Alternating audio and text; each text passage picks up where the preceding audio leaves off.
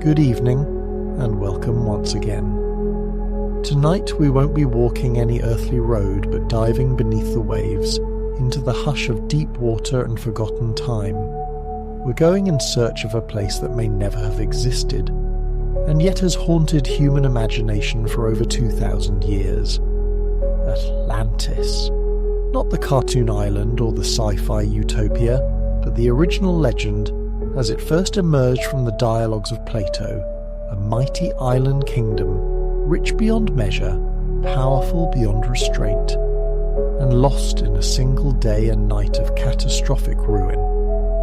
We'll trace its origins in ancient Athens, unravel the cryptic warnings hidden in Plato's words, and explore why generation after generation, from Renaissance scholars to Nazi mystics, from oceanographers to dreamers, have felt compelled to believe that somewhere beneath the Atlantic's endless blue lie the ruins of a civilization too perfect or too proud to survive. As always, I'd love to know where you're listening from and whether the stars are already out where you are. Whether you're drifting towards sleep or simply seeking a quiet voyage into myth and mystery, I'm glad you're here with me. If you enjoy these journeys into the echoes of the past, don't forget to like this video and subscribe for more bedtime stories where history, legend, and wonder meet. Now then, let us descend. The sea is waiting. The story of Atlantis does not originate beneath the ocean's surface or from the findings of archaeologists, but rather within the philosophical circles of ancient Athens around 360 before Christ. It was within the marble colonnades of Plato's Academy that the philosopher composed two dialogues, Timaeus and Critias, that would ignite more than 2,000 years of speculation, scholarly debate, and adventurous exploration. These texts stand as the only surviving ancient sources for what has become one of history's most captivating enigmas. Plato presents his account through the character of Critias, modelled after his own great-grandfather, who claims to have received the tale through a long chain of oral transmission stretching back to Solon, the revered Athenian lawgiver. According to this narrative framework, Solon journeyed to Egypt around 590 before Christ and visited the city of Sais, where Egyptian priest guardians of temple archives said to preserve records spanning thousands of years, shared with him the story of a mighty civilization that had flourished 9 millennia before their own time. These priests described a formidable island empire that once dominated the known world before vanishing catastrophically beneath the sea in the span of a single day and night. The Timaeus dialogue functions primarily as an introduction to the Atlantis myth, framing it as a prelude to Plato's broader cosmological and political reflections. In this work, Critias offers a concise overview. Ancient Athens, portrayed as the embodiment of the ideal state, once heroically defended the Mediterranean world against the imperial aggression of Atlantis. This initial sketch establishes the central dichotomy of the tale, the virtuous, orderly, and philosophically grounded Athenian polity pitted against the morally corrupt and expansionist Atlantean empire. The Critias dialogue, though left unfinished, delivers the elaborate and vivid description of Atlantis that has fueled imaginations across the centuries. Plato depicts an island larger than Libya and Asia Minor combined, situated beyond the Pillars of Hercules, the ancient term for the Strait of Gibraltar. This placement situates Atlantis squarely in the Atlantic Ocean, in waters that, according to the narrative, became unnavigable after the island's destruction due to vast shoals of mud left behind by the cataclysm. The physical layout of Atlantis reveals a civilization of astonishing sophistication and opulence. The island featured a series of concentric rings, alternating bands of land and water, with the central island measuring roughly 50 stadia in diameter, equivalent to about 7 miles. These rings were interconnected by navigable tunnels wide enough to allow ships to pass through, forming an intricate network of harbours and internal waterways. The outermost ring served as a colossal harbour capable of accommodating immense fleets of triremes and merchant vessels. The capital city's architecture blended military utility with extravagant displays of wealth. Massive defensive walls encircled each ring, the outermost wall sheathed in brass, the middle one in tin, and the innermost gleaming with orichalcum, a mysterious metal that Plato describes as second only to gold in value. These metallic surfaces would have created a dazzling spectacle, reflecting sunlight across the harbour and visible from afar by approaching mariners. At the heart of the city stood the royal palace and the grand temple dedicated to Poseidon, the island's divine patron. Measuring 600 feet in length, 300 feet in width, and rising to a proportionate height, the temple was constructed entirely of silver, save for its golden pinnacles. Within its sanctum loomed a colossal golden statue of Poseidon, astride a chariot drawn by 6 winged horses, its head nearly brushing the ceiling. The temple precinct also housed golden statues of the 10 original kings of Atlantis and their consorts, forming a dynastic pantheon immortalized in precious metal. Plato's depiction of Atlantean society reveals a complex political system that fused monarchy, aristocracy, and federalism. 10 kings descendants of Atlas, the eldest son of Poseidon and the mortal woman Cleito, ruled over distinct regions of the island and its overseas territories. Every 5th and 6th year they convened alternately in the Temple of Poseidon to deliberate on matters of mutual concern and to adjudicate any violations of their sacred laws, which were inscribed on a pillar of orichalcum within the temple itself. The military might of Atlantis reflected its vast population and abundant resources. Plato provides precise figures. The island could mobilize 60,000 commanders of troops, 120,000 hoplites, 180,000 archers, 180,000 slingers, 300,000 stone throwers and javelin men, 240,000 cavalrymen and 60,000 chariots. Its navy comprised 200 warships, each crewed by 200 men. These numbers imply a total fighting force exceeding 1 million soldiers, sustained by a civilian population likely numbering in the tens of millions. This formidable military machine rested upon an economic foundation of extraordinary natural wealth. The island's fertile plains yielded 2 harvests annually, nourished by winter rains and an extensive irrigation network fed by canals. The primary canal, 300 feet wide, 100 feet deep, and stretching 1,125 miles, linked the capital to the sea, while a grid of smaller channels crisscrossed the rectangular plain, enabling both agricultural irrigation and efficient transportation.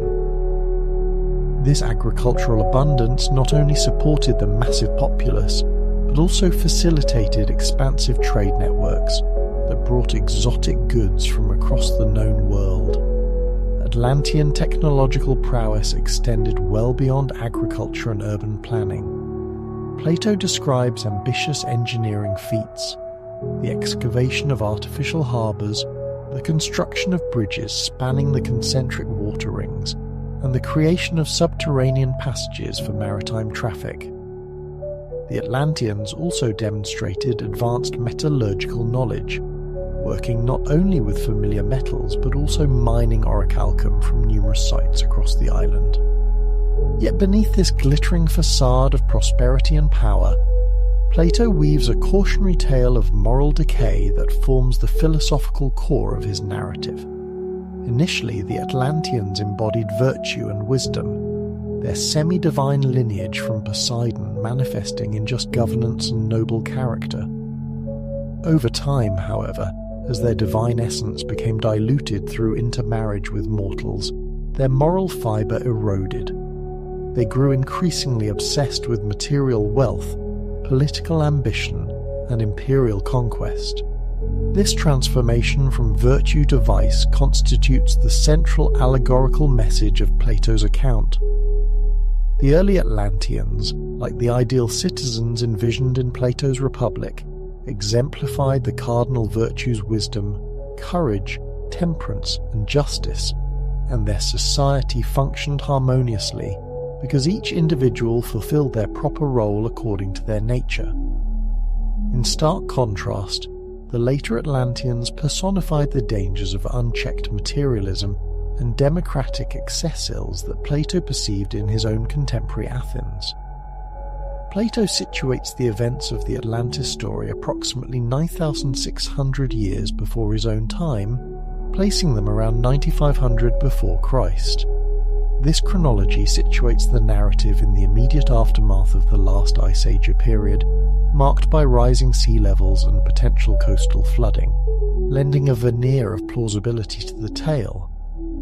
Yet this immense temporal distance also conveniently places the events beyond the reach of historical verification, granting the story an aura of ancient authenticity while shielding it from empirical scrutiny.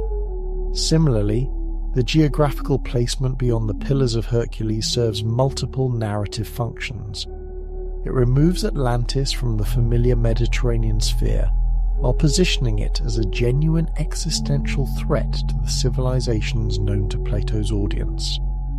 The Atlantic Ocean represented the edge of the known world, a realm of mystery where extraordinary societies might credibly have existed. The subsequent claim that the waters became unnavigable due to mud shoals offers a convenient explanation for why no later explorers had rediscovered the lost continent. The question of Plato's intent in crafting the Atlantis narrative has sparked scholarly debate for centuries. Several compelling factors suggest that he conceived it primarily as a philosophical allegory rather than a historical record. The account appears exclusively in Plato's dialogues, with no corroborating evidence from other ancient writers who would have had access to the same Egyptian sources.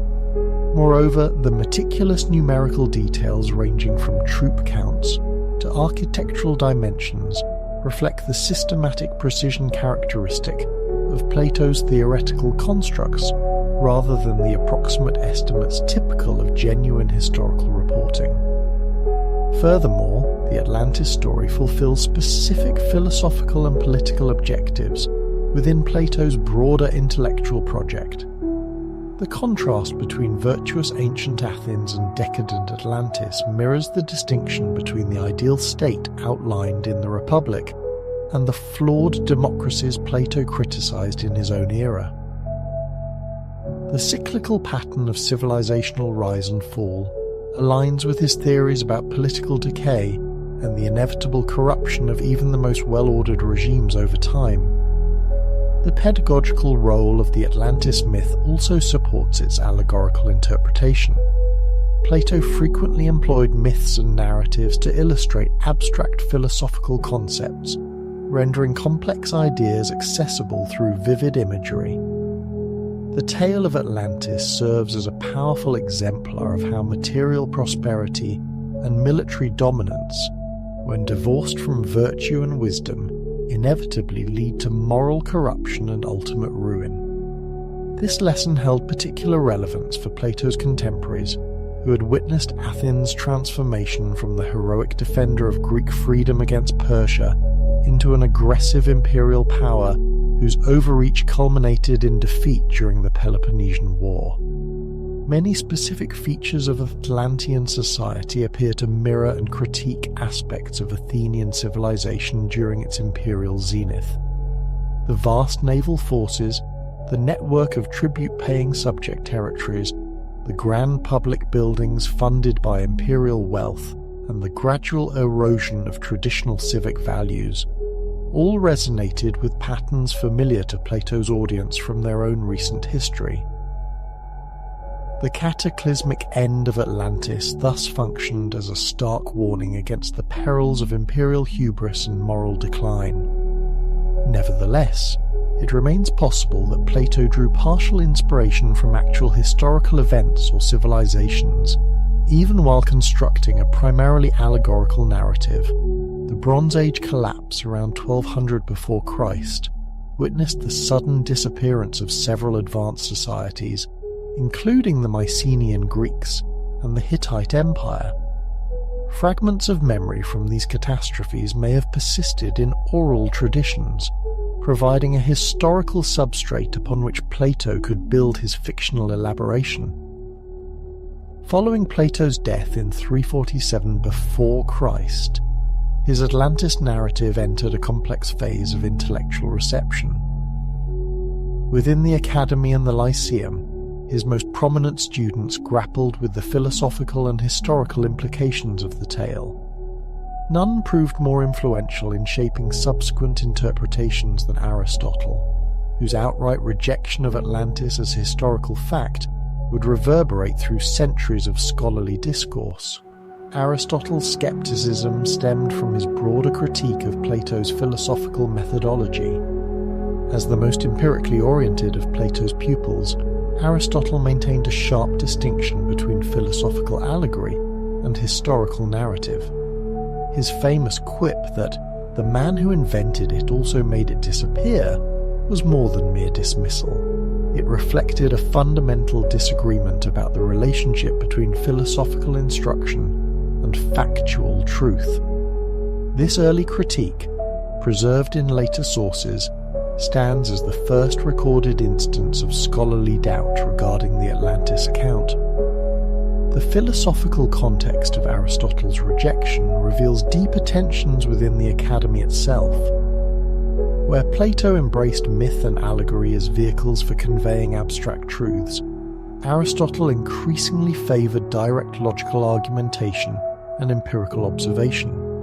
To him, the Atlantis narrative, with its precise numerical data and elaborate geographical descriptions, represented precisely the kind of fictional construct masquerading as history that he found methodologically suspect. His criticism targeted not only the story's content, but Plato's entire approach to philosophical pedagogy. Other immediate disciples of Plato adopted more nuanced stances.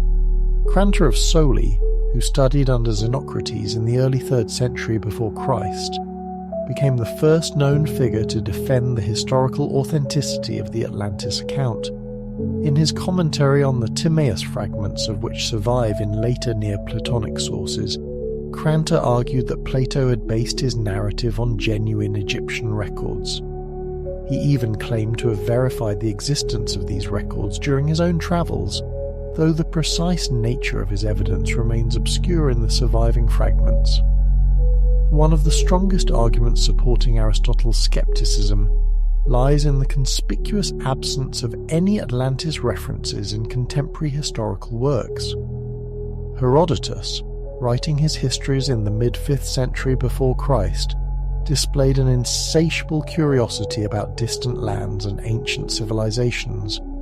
His accounts span regions from Scythia to Ethiopia, incorporating local traditions, religious customs and historical memories stretching back centuries. Yet nowhere in his exhaustive survey of the Mediterranean world and its periphery does Herodotus mention any tradition resembling the Atlantis story, despite his well-documented interest in Egyptian wisdom and archival records. Similarly, Thucydides, whose history of the Peloponnesian War set new standards for historical accuracy and source criticism, makes no reference to any ancient Athenian victory over a Western maritime empire. Given Thucydides' meticulous attention to Athenian historical traditions and his evident pride in documenting the city's past glories, this omission carries significant weight.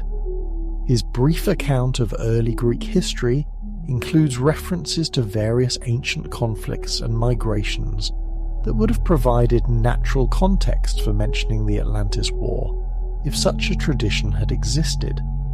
The geographical writings of Strabo, composed during the early Roman Empire, offer perhaps the most systematic ancient critique of the Atlantis narrative. Writing around the time of Augustus, Strabo had access to extensive geographical literature from the Hellenistic period, including accounts by explorers who had ventured beyond the Pillars of Hercules into the Atlantic. His dismissal of Atlantis as Plato's invention carried the authority of comprehensive geographical knowledge unavailable to earlier critics. Strabo focused particularly on the practical implausibilities in Plato's geographical claims. The assertion that Atlantis was larger than Libya and Asia combined struck him as fundamentally incompatible with what Hellenistic explorers had discovered about the true scale and nature of the Atlantic Ocean. Moreover, Strabo noted that Plato's claim about impassable mud shoals contradicted the experiences of contemporary navigators who had successfully sailed those very waters. His geographical expertise lent scientific credibility to the philosophical skepticism surrounding the account's historicity. The Roman historical tradition likewise ignored the Atlantis narrative, despite Rome's deep engagement with Greek philosophical and historical sources. Livy's monumental Ab Urbe Condita incorporated numerous Greek legends and historical traditions, yet contains no mention of Atlantis, even in sections where such a story might have offered useful comparative material. Tacitus, renowned for his critical approach to sources and his interest in the interplay between geography and political power, similarly omits any reference to the lost civilization, despite his detailed discussions of distant lands and peoples. This pattern of omission becomes especially significant when contrasted with the Roman reception of other Platonic ideas. Roman intellectuals readily adopted and adapted Plato's political theories, educational philosophy, and metaphysical concepts. Yet the Atlantis narrative failed to gain traction in Roman historical or geographical literature, suggesting that educated Romans recognized its fictional character, even as they embraced other facets of Platonic thought. The rise of Neoplatonism during late antiquity marked a dramatic shift in the interpretation of the Atlantis story. Beginning with Plotinus in the 3rd century AD and reaching full development under Proclus in the 5th century, Neoplatonic philosophers approached Plato's dialogues through a fundamentally different hermeneutic lens than their classical predecessors. Rather than viewing the texts primarily as philosophical arguments or historical reports, they interpreted them as multi-layered allegorical systems encoding profound metaphysical truths. Proclus, in his extensive commentary on the Timaeus, written around 440 AD, devoted considerable attention to defending both the historical accuracy and allegorical depth of the Atlantis account. His approach reflected the Neoplatonic conviction that Plato's writings operated simultaneously on multiple levels of meaning. For Proclus, the surface narrative described actual historical events, while the deeper allegorical structure revealed truths about the cosmic order and the soul's relationship to material existence. The Neoplatonic defense of Atlantis's historicity rested partly on theological arguments about divine providence, and partly on intricate theories concerning the relationship between time and eternity. Proclus contended that the Egyptian priests mentioned by Plato genuinely possessed access to ancient records because their religious traditions maintained unbroken continuity with primordial wisdom, a continuity guaranteed by divine providence that ensured the preservation of historical truth across millennia, despite the general tendency toward cultural decline. More significantly, Proclus developed sophisticated allegorical interpretations that transformed the Atlantis narrative into a cosmic drama. In his reading, the conflict between Athens and Atlantis symbolized the eternal struggle between intellectual and material principles within both the cosmos and the individual soul. Ancient Athens represented the philosophical life oriented toward eternal truths, while Atlantis embodied the seductive yet unstable power of the material world. The destruction of Atlantis thus illustrated the inevitable fate of any civilization that prioritized material prosperity over spiritual wisdom. These allegorical interpretations allowed Neoplatonic philosophers to embrace the Atlantis narrative without confronting the historical and geographical difficulties that had troubled earlier critics. By locating the story's primary significance in its symbolic rather than literal content, they could simultaneously affirm its truth and acknowledge its apparent incompatibility with known historical facts. This interpretive strategy proved highly influential among later medieval and Renaissance readers who inherited Neoplatonic approaches to Platonic texts. The encounter between the Atlantis narrative and early Christian thought produced complex and varied responses that reflected broader tensions between classical learning and biblical authority. Early Christian writers faced the challenge of integrating Greek philosophical wisdom with revealed truth while upholding the primacy of scriptural chronology and historical frameworks. The Atlantis story posed particular difficulties because its ancient dating appeared to conflict with biblical accounts of human history and divine providence. Clement of Alexandria, writing around 200 AD, exemplified the sophisticated approach characteristic of Alexandrian Christian scholarship. Rather than rejecting the Atlantis narrative outright, Clement sought to harmonize it with Christian historical understanding through careful chronological analysis. He argued that the Egyptian dating systems underlying Plato's account suffered from systematic errors that made ancient events appear far more remote than they actually were. By adjusting these chronologies to align with biblical timelines, Clement suggested that the Atlantis story might refer to events occurring within the framework of sacred history. Augustine of Hippo adopted a more skeptical stance that reflected his broader concerns about the relationship between classical learning and Christian faith. In his City of God, Augustine acknowledged the philosophical value of Platonic thought, while maintaining critical distance from specific historical claims lacking scriptural support. His treatment of Atlantis exemplified this balanced approach, recognizing the story's allegorical potential while expressing doubt about its literal accuracy. The chronological problems posed by the Atlantis narrative became increasingly acute as Christian scholars developed more systematic approaches to universal history. The traditional dating of Atlantis to approximately 9,500 before Christ created obvious conflicts with biblical chronologies that placed human creation only a few millennia before the Christian era.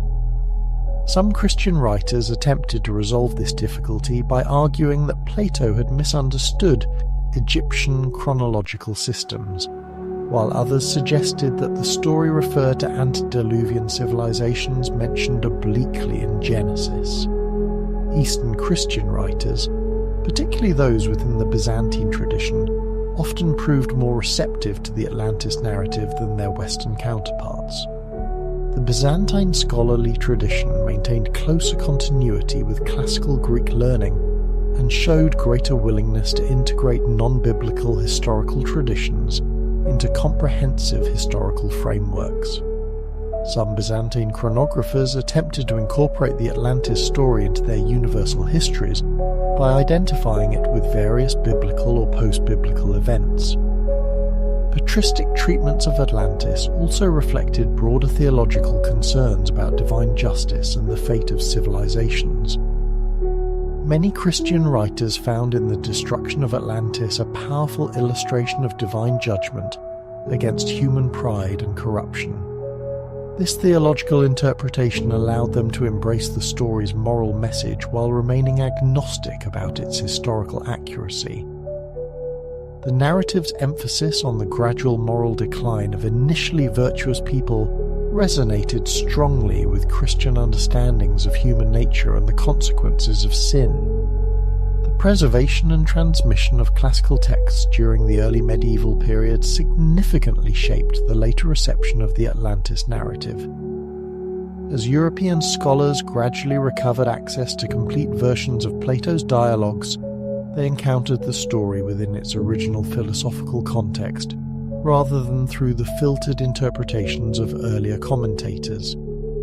This direct engagement with Plato's text would prove crucial for later medieval and Renaissance developments in Atlantis interpretation. The collapse of classical learning institutions across Western Europe during the 5th and 6th centuries created an intellectual vacuum that profoundly affected the transmission of Platonic texts. As barbarian invasions disrupted trade networks and urban centres, the elaborate manuscript copying operations that had sustained classical literature for centuries began to disintegrate. Monastic scriptoria, while preserving essential Christian texts, operated with severely limited resources and necessarily selective copying priorities.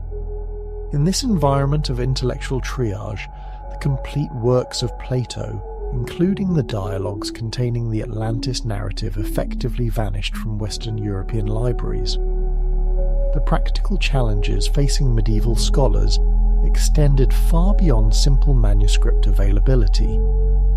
The Timaeus and Critias required not only competence in Greek, but also familiarity with complex philosophical concepts and classical geographical knowledge that had largely disappeared from European intellectual culture. Even when fragments of Platonic texts survived in monastic collections, they often existed as isolated passages divorced from their original context, making comprehensive interpretation nearly impossible. The Carolingian Renaissance of the 8th and 9th centuries, despite its significant achievements in preserving and copying classical texts, failed to recover the complete Platonic corpus. Charlemagne's scholars, working primarily from Latin sources, had access to only limited portions of Plato's work through intermediary sources like Cicero's translations and Augustinian commentaries. The Timaeus existed in partial Latin translation through Chalcidius's 4th century version, but this translation ended abruptly just before Plato begins his detailed description of Atlantis, leaving medieval readers without access to the complete narrative. This textual gap created a peculiar situation in which educated Europeans possessed theoretical knowledge of Plato's philosophical importance while remaining largely ignorant of his specific teachings. Medieval encyclopedists like Isidore of Seville acknowledged Plato's significance in their comprehensive surveys of classical learning, yet their discussions necessarily relied on second-hand summaries rather than direct textual engagement. The Atlantis narrative, requiring access to the complete Timaeus and Critias dialogues, remained effectively unknown to medieval scholarship. The few references to lost civilizations that appeared in medieval literature typically derived from biblical or patristic sources rather than classical Greek philosophy. Medieval chroniclers showed considerable interest in antediluvian history and the fate of pre-Christian civilizations, but their investigations drew primarily from Genesis, the Book of Enoch, and early Christian historical works. When medieval writers speculated about ancient catastrophes or vanished peoples, they framed their discussions within biblical chronology and theological interpretation rather than Platonic philosophy. The scholastic movement of the 12th and 13th centuries, despite its profound and nuanced engagement with classical philosophical texts, still operated without access to the complete corpus of Plato's writings. Thomas Aquinas, whose Summa Theologica displayed an extraordinary command of Aristotelian philosophy, made only fleeting references to Platonic ideas and showed no awareness whatsoever of the Atlantis narrative. This omission is especially telling given Aquinas' comprehensive project of synthesizing classical philosophy with Christian doctrine. Had he possessed the full Platonic dialogues, it is highly probable that the Atlantis story would have undergone theological scrutiny and interpretation comparable to his treatment of other classical philosophical materials. The translation movement centered in medieval Spain, responsible for rendering numerous Arabic philosophical and scientific texts into Latin likewise, failed to recover the missing Platonic dialogues, Although Islamic scholars had meticulously preserved and commented upon a vast body of Aristotelian works, their libraries appear to have lacked complete versions of the Timaeus and Critias. This absence strongly suggests that the loss of these texts occurred early enough to affect both the Christian and Islamic manuscript traditions, pointing to disruptions in the immediate post-classical era rather than to later medieval developments. Byzantine scholars maintained superior access to Greek philosophical texts throughout the medieval period compared to their Western counterparts, yet even their repositories seem to have suffered significant losses in Platonic materials. While scriptoria in Constantinople safeguarded many classical works that had vanished from Western Europe, references to Atlantis remain conspicuously absent from Byzantine historical, geographical and philosophical literature. This pattern implies that the textual disruption was not confined to Latin Christendom but extended into Greek-speaking regions as well, indicating widespread damage to the manuscript tradition during the turbulent transition from antiquity to the early Middle Ages. The absence of Atlantis from medieval literature becomes all the more striking when contrasted with the era's deep fascination with geographical speculation and legendary lands. Medieval writers exhibited intense curiosity about distant realms, mythical islands, and vanished civilizations, producing elaborate accounts of places such as the earthly paradise, the kingdom of Prester John, and various Atlantic islands reported by mariners. The intellectual appetite for narratives like that of Atlantis clearly existed, yet the specific Platonic account remained inaccessible, unable to satisfy this widespread cultural yearning. The Renaissance transformation of European intellectual life began with the gradual recovery of classical Greek texts, facilitated by contact with Byzantine scholars and the systematic exploration of monastic and ecclesiastical libraries. The fall of Constantinople in 1453 dramatically accelerated this process as Greek-speaking intellectuals fled westward, carrying with them precious manuscript collections that had survived in Eastern libraries. Among these recovered treasures were complete versions of Plato's dialogues, including the Timaeus and Critias, which contain the full Atlantis narrative. Marsilio Ficino's monumental Latin translation of Plato's complete works, completed in Florence around 1484, marked the decisive moment in the return of the Atlantis story to European consciousness. Ficino, working under the patronage of Cosimo de' Medici, approached his translation with both scholarly precision and philosophical fervour, embodying the Renaissance spirit of rediscovering classical antiquity. His translation made Plato's texts accessible to educated Europeans for the first time in nearly a millennium, laying the groundwork for renewed scholarly and imaginative engagement with the Atlantis myth. Ficino's interpretive stance toward the Atlantis narrative was shaped by his deep commitment to Neoplatonic philosophy and his conviction that Platonic wisdom was fundamentally compatible with Christian truth.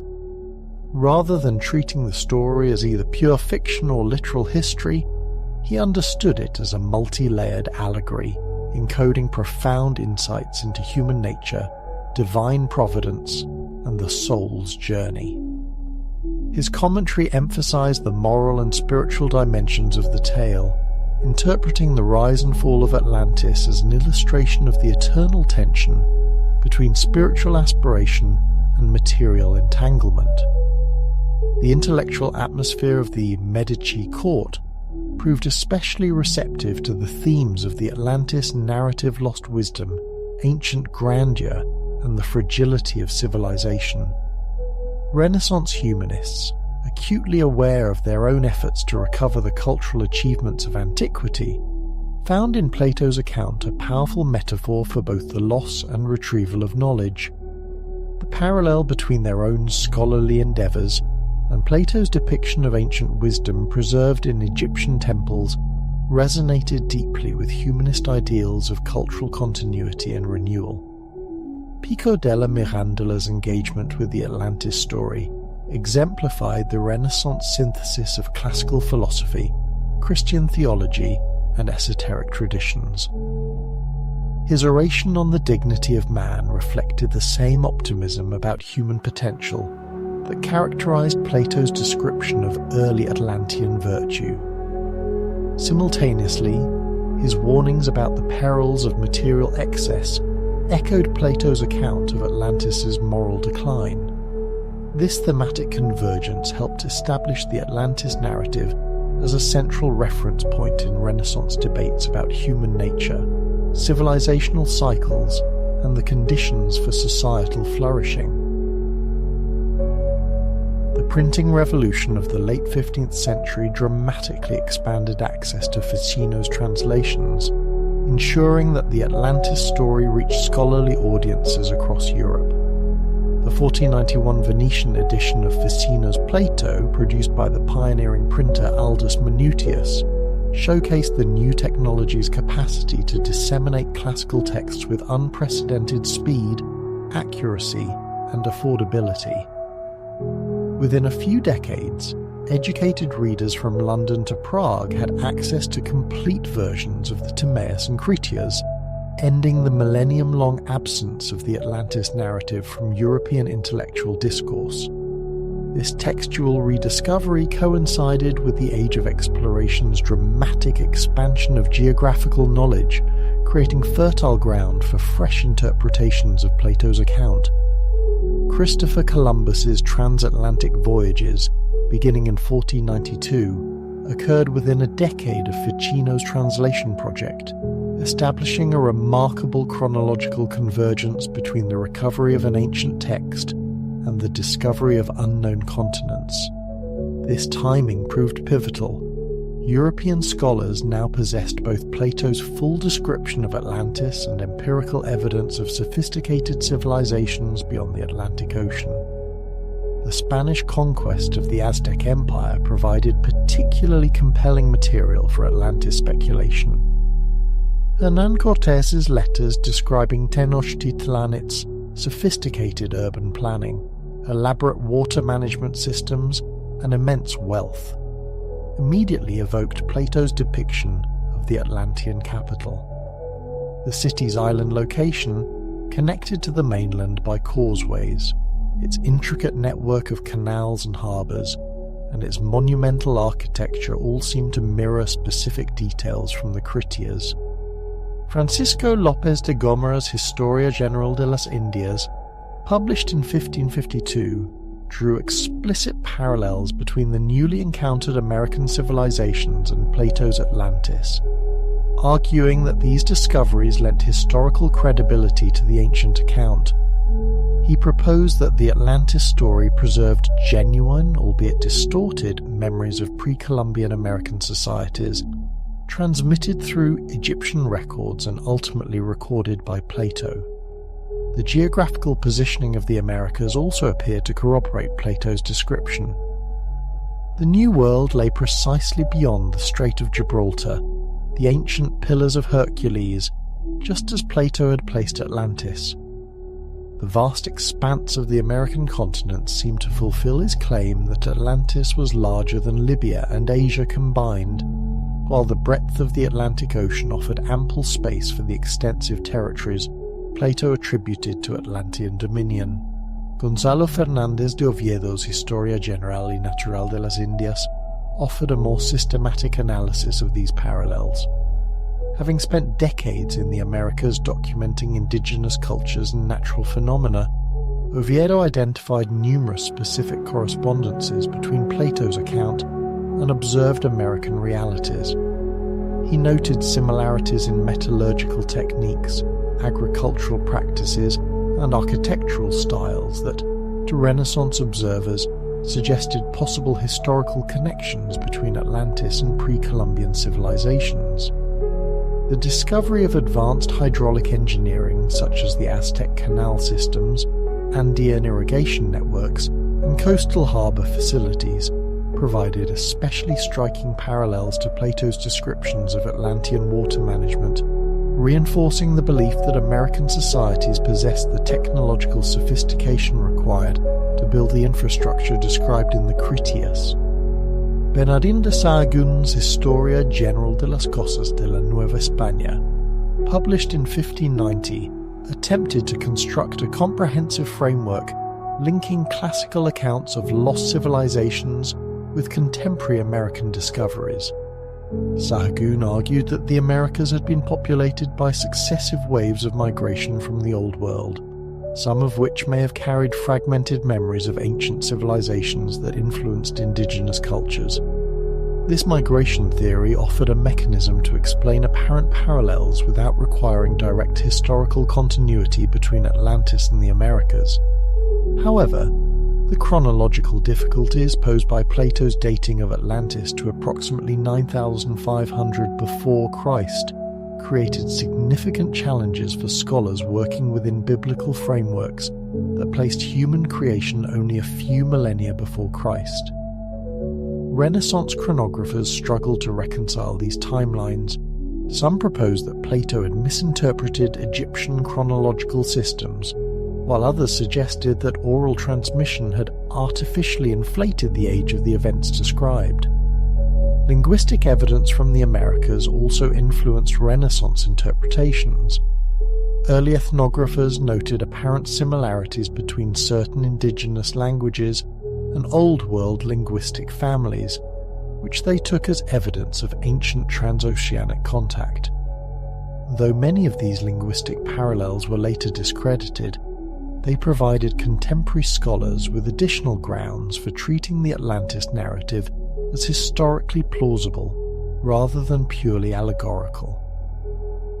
The intellectual ferment of the 17th and 18th centuries transformed European approaches to ancient texts through the rigorous methodologies of the scientific revolution and Enlightenment.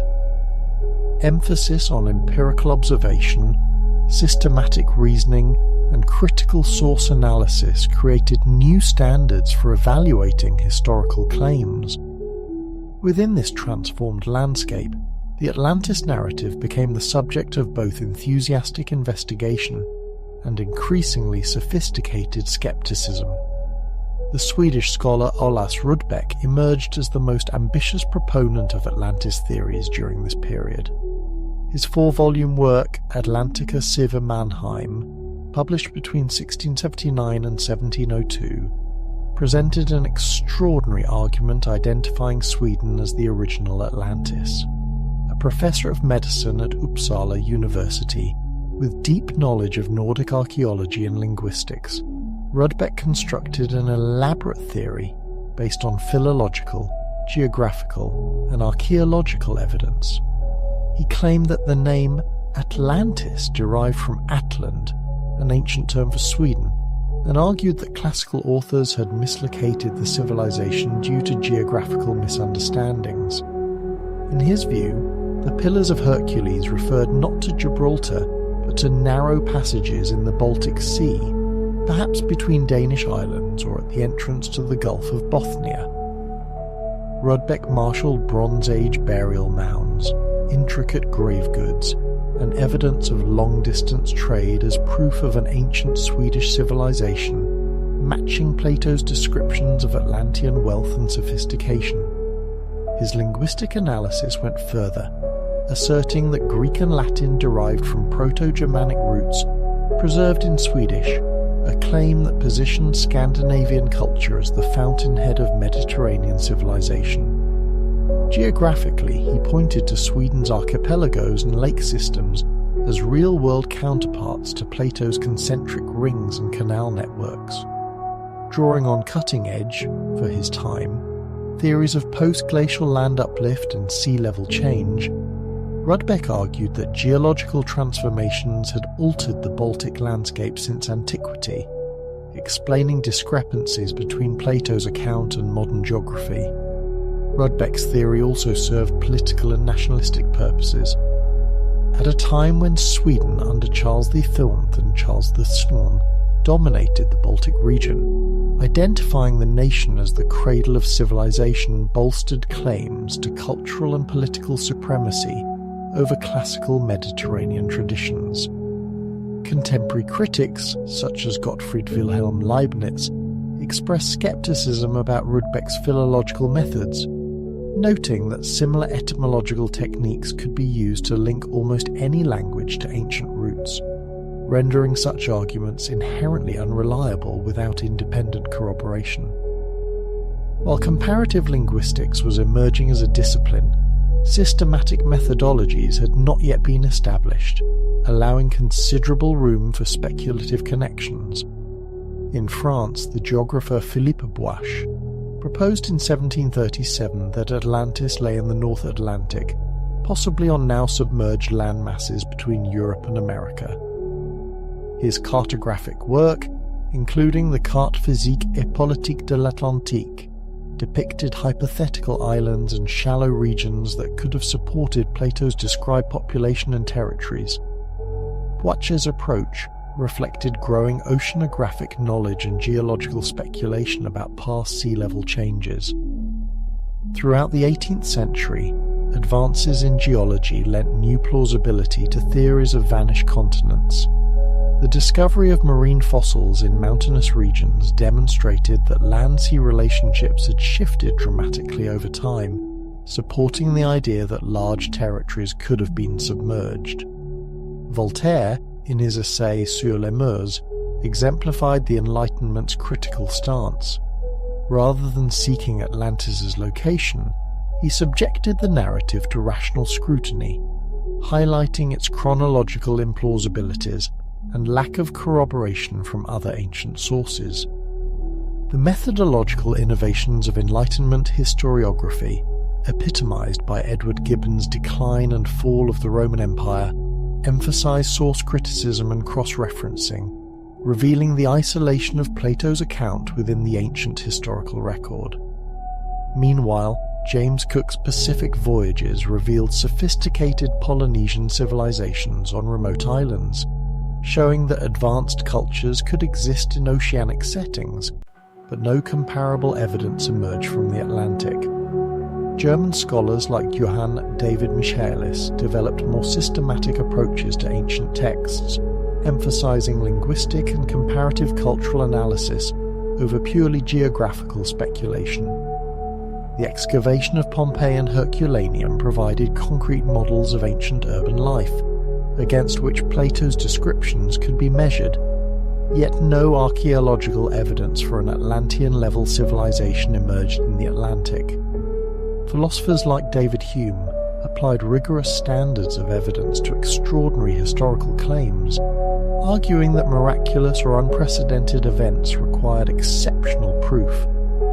The development of comparative mythology revealed recurring motifs of lost lands and global floods across cultures, suggesting that such stories might encode distorted memories of real catastrophes, like the Bronze Age collapse, rather than being pure invention. By the late 18th century, a more nuanced approach emerged.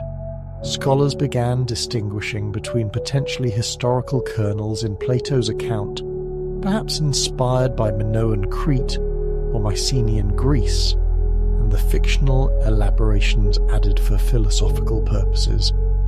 Ethnographic reports from around the world showed that complex societies with advanced technologies and governance were not implausible, yet none matched the specific constellation of features Plato ascribed to Atlantis. This intellectual trajectory set the stage for the seismic shift brought about by Ignatius Donnelly's 1882 book Atlantis, the Antediluvian World. A former U.S. congressman with no formal training in archaeology or ancient history, Donnelly presented a sweeping, populist vision of human prehistory that captivated the public imagination. His 500-page tome, dense with citations, maps, and comparative analyses, claimed Atlantis was a real, advanced global civilization whose destruction explained cultural similarities across continents.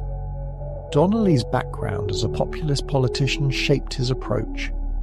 He positioned himself as a truth-teller challenging academic elites, using persuasive rhetoric rather than scholarly rigor. the intellectual climate of the 1880s shaped by Darwinian evolution, archaeological discoveries in Egypt and the Americas, and growing skepticism toward biblical chronology provided fertile ground for his revolutionary claims.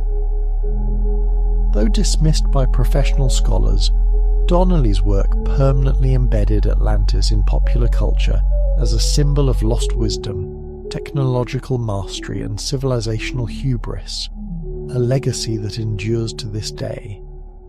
The general public of the late 19th century, educated enough to follow scientific and archaeological developments, but lacking the specialized training to critically assess competing claims, proved remarkably receptive to bold, sweeping theories that promised to unify mysterious ancient phenomena within a single, coherent framework. Ignatius Donnelly's central thesis capitalized on this hunger for grand explanations. He argued that Plato's Atlantis was not a philosophical allegory, but a real historical civilization whose catastrophic destruction, around 11,000 years ago, scattered survivors across the globe. These refugees, Donnelly claimed, carried with them advanced knowledge, technologies, and cultural practices that became the seedbed for all subsequent human civilizations. This theory of catastrophic dispersal, according to Donnelly, accounted for what he perceived as striking similarities among ancient cultures separated by vast oceans and continents. Rather than attributing these parallels to independent innovation or later historical contact, he insisted they were fragmented remnants of a common Atlantean heritage. His methodology combined industrious compilation of legitimate archaeological, ethnographic, and mythological sources with highly speculative interpretations that far exceeded what the evidence could reasonably support. He cited everything from Aztec cosmogony and Egyptian pyramid engineering to Celtic legends and Polynesian navigation, weaving them into a tapestry of supposed global connections. Yet his analysis consistently prioritized superficial resemblances while disregarding profound cultural, technological, and chronological differences. He showed little regard for the historical context essential to establishing genuine links between civilizations. His treatment of flood myths exemplified this approach. He amassed an extensive catalogue of deluge narratives from cultures worldwide, noting recurring motifs of global catastrophe and divine judgment. From these, he concluded that all such myths preserved distorted but authentic memories of Atlantis' destruction, transmitted orally by survivors. In his view, variations among the stories were merely corruptions accumulated over millennia, not evidence of independent myth-making. Donnelly's use of linguistic evidence reflected both the promise and the pitfalls of 19th century comparative philology. He identified numerous words across unrelated language families that appeared similar, and argued they descended from a primordial Atlantean tongue.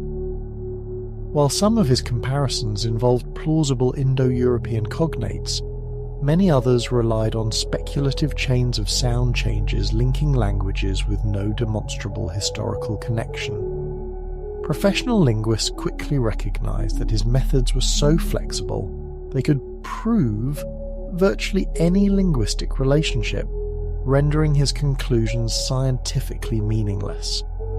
Architectural parallels formed another cornerstone of his argument. He pointed to monumental stone structures, from Egyptian pyramids to Mesoamerican temples and European megaliths, as evidence of shared engineering knowledge. To Donnelly, such sophistication could only stem from a single advanced source, Atlantis. His analysis of pyramids proved especially influential. He highlighted mathematical precision and astronomical alignments in structures across continents, suggesting a global transmission of esoteric knowledge from a lost mother civilization. Though his measurements were often accurate, his interpretations ventured into numerological mysticism, positing that pyramids encoded secret wisdom, a notion that would fuel generations of alternative historians and conspiracy theorists. Similarly, Donnelly interpreted metallurgical advances such as sophisticated bronze and iron working and extensive ancient trade networks as signs of centralized Atlantean coordination. He ignored well-documented evidence of gradual localized technological evolution, instead attributing every innovation to Atlantean inheritance. His botanical and zoological arguments followed the same pattern, noting that certain crops and domesticated animals appeared in multiple regions. He concluded they must have been disseminated by Atlantean colonists, overlooking extensive scholarly work demonstrating independent domestication events. Perhaps most compelling to his contemporaries were his religious and mythological comparisons. He compiled vast inventories of creation myths, hero archetypes, and flood legends, arguing they revealed a universal Atlantean spiritual legacy. Tales of culture bringers arriving from across the sea resonated deeply with Victorian readers steeped in biblical and classical narratives, offering a unifying origin story for humanity's shared mythic imagination. The impact of Donnelly's Atlantis, the antediluvian world, was immediate and transformative. It catapulted Atlantis from an obscure Platonic dialogue into a cultural touchstone for discussions of human origins and lost civilizations. The book achieved extraordinary commercial success, going through numerous editions and translations, and inspired public lectures that drew eager crowds fascinated by its revolutionary claims. This reception was deeply shaped by the Victorian era's cultural anxieties and aspirations. Rapid technological progress and imperial expansion fostered both confidence in human potential and fears about the fragility of civilization. Donnelly's narrative of a technologically advanced society destroyed by natural disaster spoke directly to these concerns. Moreover, while rarely explicit, his theories carried racial undertones consistent with Victorian anthropological thought. He suggested that so-called primitive peoples were not less evolved but rather descendants of once great Atlanteans, who had degenerated a view that allowed readers to reconcile admiration for non-European achievements with prevailing beliefs in racial hierarchy. Donnelly's influence on subsequent alternative archaeology was profound and enduring.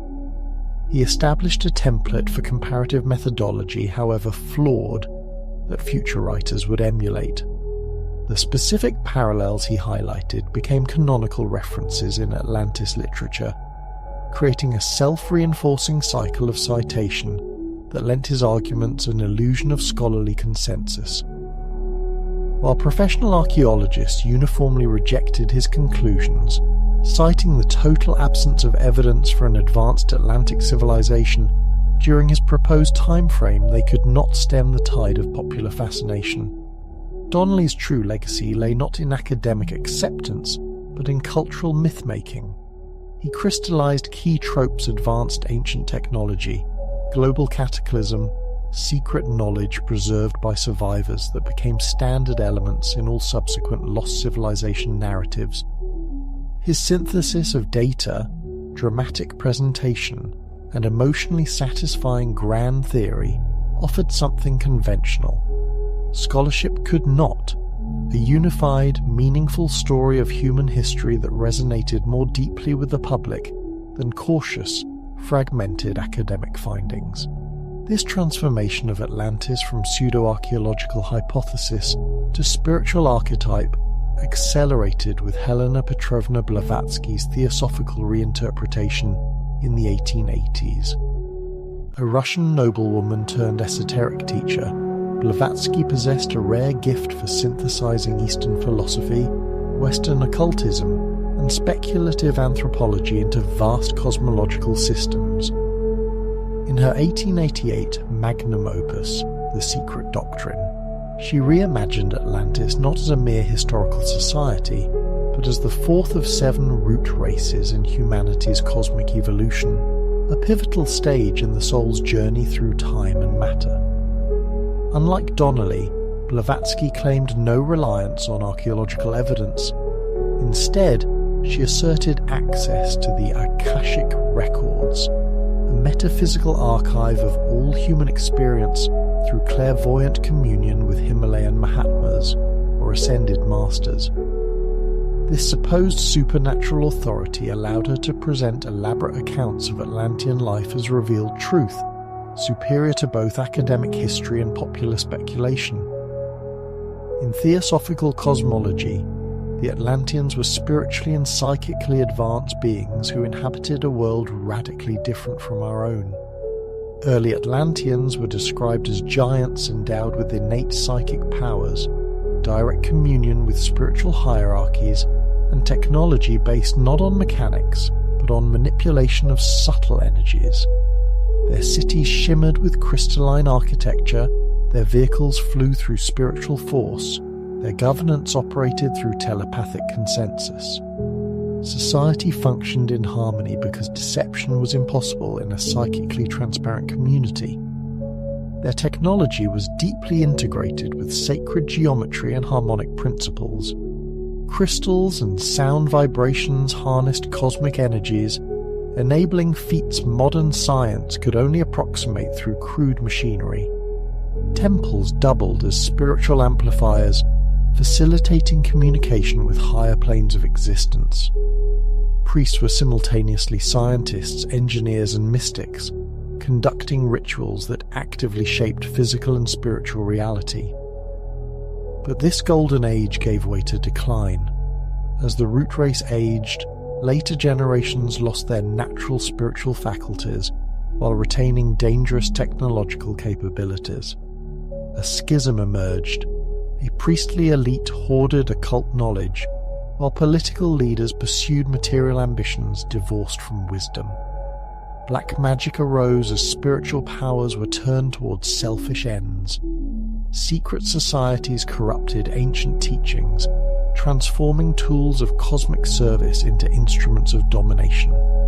The final destruction of Atlantis, according to Blavatsky, resulted from both geological upheaval and spiritual karma. The misuse of occult forces destabilized the continent's energetic foundations, while accumulated negative karma attracted cosmic retribution. The cataclysm served as a necessary cleansing, removing a civilization whose corruption threatened planetary evolution. Survivors carried both enlightened wisdom and dark practices to Egypt, India, and beyond, seeding mystery schools and black magic traditions alike. Modern humanity, she claimed, consists largely of reincarnated Atlanteans, explaining both our technological prowess and our spiritual crises. Rudolf Steiner, founder of anthroposophy, expanded on these ideas while emphasizing the evolution of consciousness. He described Atlanteans as possessing a dreamlike awareness that granted direct perception of spiritual realities but lacked the intellectual clarity of modern thought. Their technology worked through will and spiritual energy, not mechanics. Their agriculture through communion with life forces. Leadership was based on actual spiritual attainment, not democratic process. The destruction of Atlantis, in Steiner's view, was not punishment but a necessary transition clearing the way for the development of ego consciousness, individual freedom, and moral responsibility. Later, Edgar Cayce the Sleeping Prophet delivered the most detailed modern psychic account of Atlantis through trance readings between 1923 and 1944. With no formal education, Cayce claimed access to past life memories and Akashic records, producing over 700 references to Atlantis across 14,000 documented sessions. He placed Atlantean civilization between 200,000 and 10,000 before Christ, describing three major cataclysms culminating in total submersion around 10,500 before Christ. Central to Cayce's vision was the Great Crystal, a massive energy device that powered Atlantean cities, vehicles, and communication systems by focusing solar and cosmic energies.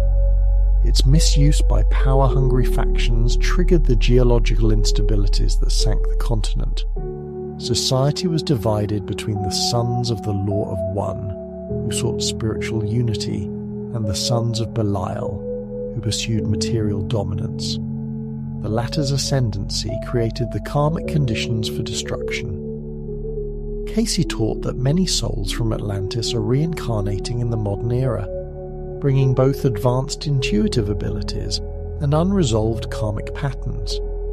His readings framed contemporary spiritual and technological challenges as echoes of Atlantean choices, urging humanity to wield its growing powers with wisdom, lest it repeat the same catastrophic errors. Through Donnelly's pseudo-archaeology, Blavatsky's theosophy, Steiner's anthroposophy, and Casey's psychic revelations, Atlantis evolved from a Platonic parable into a multifaceted symbol of lost wisdom, technological hubris, spiritual potential, and civilizational fragility. Each interpreter reshaped the myth to address the anxieties and aspirations of their age, ensuring that Atlantis would remain not a place on a map, but a mirror held up to humanity's deepest hopes and fears. These returning Atlantean souls, according to Edgar Cayce's readings, were said to possess innate gifts, natural aptitudes for healing, spiritual insight, and technological intuition that could significantly advance human progress. Yet they also carried karmic imprints from their past lives, tendencies toward the misuse of power, obsession with material control, and the very spiritual arrogance that had precipitated Atlantis' downfall. This duality framed modern spiritual seekers not merely as individuals on a personal path, but as reincarnated participants in an ancient cosmic drama, tasked with redeeming their lineage through conscious choice. Casey's influence on 20th century New Age movements was profound and enduring. His Atlantis narrative provided a mythological scaffold that seamlessly connected ancient esoteric wisdom with contemporary spiritual yearning. The emphasis on crystal-based energy technology resonated deeply with emerging interests in alternative healing modalities, chakra work, and vibrational medicine.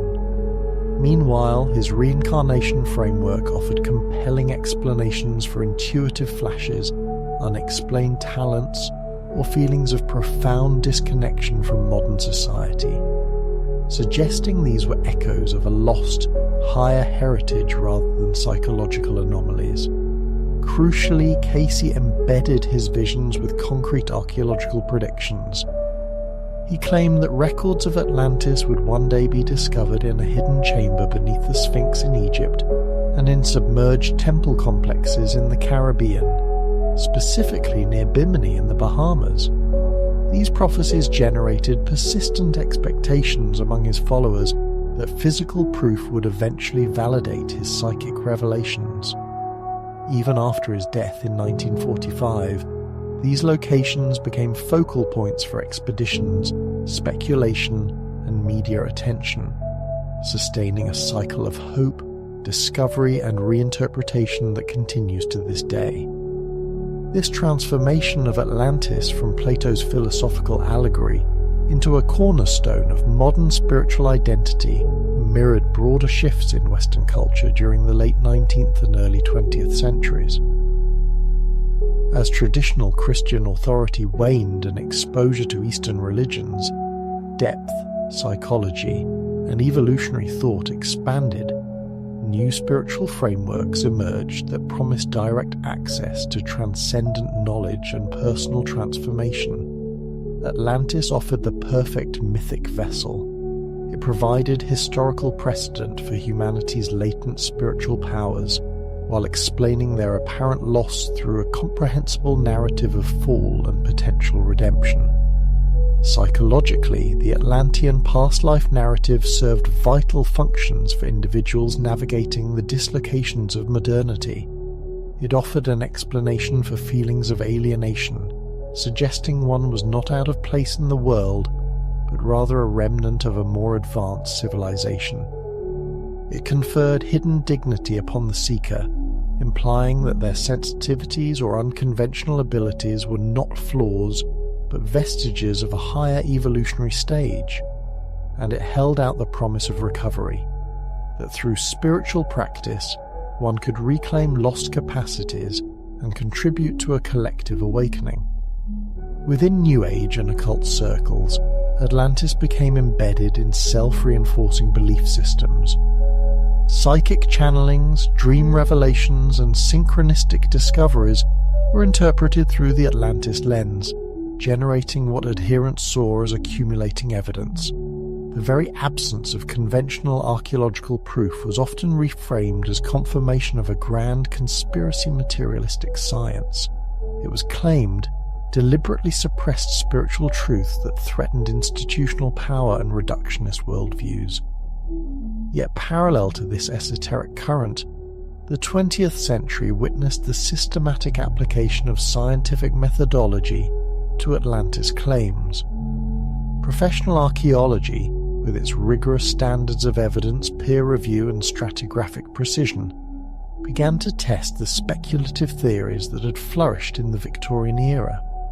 Radiocarbon dating, ceramic typology, underwater surveying and geological analysis provided tools to investigate ancient civilizations with unprecedented accuracy and to expose the flaws in romanticized parallels. The excavation of Minoan Crete by Sir Arthur Evans, beginning in 1900, initially seemed to offer tantalizing support for Atlantis theories. The Minoans, flourishing in the second millennium before the Common Era, displayed advanced hydraulic engineering, indoor plumbing, drainage systems, fountains echoing Plato's descriptions. Their maritime economy, extensive trade networks, and unfortified palaces suggested a peaceful, prosperous society akin to early Atlantis. Frescoes depicting bull-leaping rituals even appeared to mirror Plato's account of bull sacrifice in Poseidon's temple. Evans himself drew explicit comparisons, noting the island setting sudden collapse around 1450 before the Common Era, likely due to the Thera eruption and Mycenaean invasion, and oceanic orientation. But as archaeological science matured, these parallels dissolved under scrutiny. Radiocarbon dating firmly placed Minoan civilization millennia after Plato's 9500 before the Common Era timeline. Its influence was confined to the eastern Mediterranean, not global. Politically, Crete was decentralized, multiple palace centers operated independently, unlike Plato's unified Atlantean empire. There was no evidence of militarism or imperial aggression. The Minoans posed no threat to Athens, and their decline was gradual and complex, not the sudden cataclysm followed by divine punishment described by Plato. Similar patterns emerged with other candidates. Mycenaean Greece, with its fortified citadels and linear bee archives, showed regional power but operated on a scale far smaller than Atlantis. Its collapse around 1200 before the Common Era was a slow unravelling of trade and governance, not a single-day deluge. Crucially, it lay within the Mediterranean, not beyond the Pillars of Hercules. The 1982 discovery of the Uluburun shipwreck off Turkey revealed the astonishing reach of late Bronze Age trade. Cypriot copper, Nubian gold, Baltic amber, African ivory. This demonstrated that ancient mariners possessed sophisticated navigation and commerce, but notably, every item traced to known cultures. There was no artifact, no material, no trace of an unknown Atlantic civilization. The absence spoke volumes. Underwater archaeology, pioneered by Jacques Cousteau and advanced through side-scan sonar and submersibles, enabled systematic ocean floor surveys. Bathymetric mapping of the Atlantic revealed no submerged continents, only abyssal plains 3,000 to 4,000 meters deep. Sediment cores showed uninterrupted deep ocean deposition for millions of years, with no terrestrial pollen or soil layers that would indicate recent land masses. geological studies confirmed the mid-Atlantic ridge was a site of seafloor spreading, not subsidence volcanic islands like the Azores were geologically young, emerging long after any proposed Atlantean era. In the Caribbean, the so-called Bimini Road, a linear formation of limestone blocks discovered in 1968, sparked excitement as a possible Atlantean ruin. But geological analysis showed the blocks were naturally fractured bedrock, shaped by chemical weathering along joint plains. The limestone dated to millions of years ago, long before humans. Similar discoveries, like Japan's Yonaguni Monument, were also explained as natural formations mimicking architecture under certain lighting and erosion conditions. Sea level research further undermined Atlantis theories. Post-glacial melt raised oceans by 120 meters since 20,000 years ago, flooding continental shelves. But this process peaked before 6,000 before the Common Era. By the time of Egypt or Mesopotamia, coastlines had stabilized. The submerged lands were low-lying and sparsely populated, incapable of supporting Plato's metropolis. Catastrophic events did occur, like the Younger Dryas climate shift, 12,900 to 11,700 years ago, or the Thera eruption, 1600 before the Common Era, which triggered tsunamis and may have inspired flood myths. But these were regional, not global, and far too recent to match Plato's chronology. Professional archaeology's peer review system acted as a filter. Claims underwent rigorous scrutiny before acceptance. No major institution has ever authenticated an Atlantean artifact because none meet evidentiary standards. Meanwhile, DNA and isotopic analyses reveal complex but traceable human migrations, no evidence of a lost Atlantic progenitor civilization. Despite this, the 20th and 21st centuries saw an explosion of new Atlantis theories, fueled by satellite imagery, sonar mapping, and public fascination. The Mediterranean hypothesis gained traction through the work of Spiridon Marinatos, who linked the Thera eruption to Minoan collapse. Excavations at Akrotiri on Santorini uncovered a pristine Bronze Age town buried in ash multi-story buildings, frescoes, intact artifacts, suggesting a sudden evacuation. The caldera's circular shape even resembled Plato's concentric rings. Marinatos proposed that Egyptian priests recounting this disaster to Solon had distorted geography and time over centuries, transferring Crete's fate to a mythical Atlantic location and inflating the date. Some suggested Egyptian calendar errors, lunar versus solar, could compress Plato's 9,000 years into 900, aligning with the Bronze Age.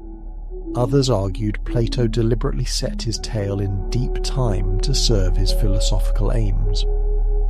Yet marine surveys of the Santorini caldera, over 400 meters deep and buried under volcanic debris, found no submerged cities. Alternative Mediterranean theories emerged.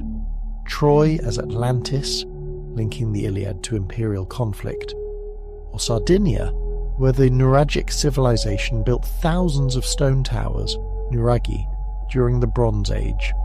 Sergio Frau argued that Pillars of Hercules might refer to the Strait of Sicily, placing Atlantis in the Western Mediterranean.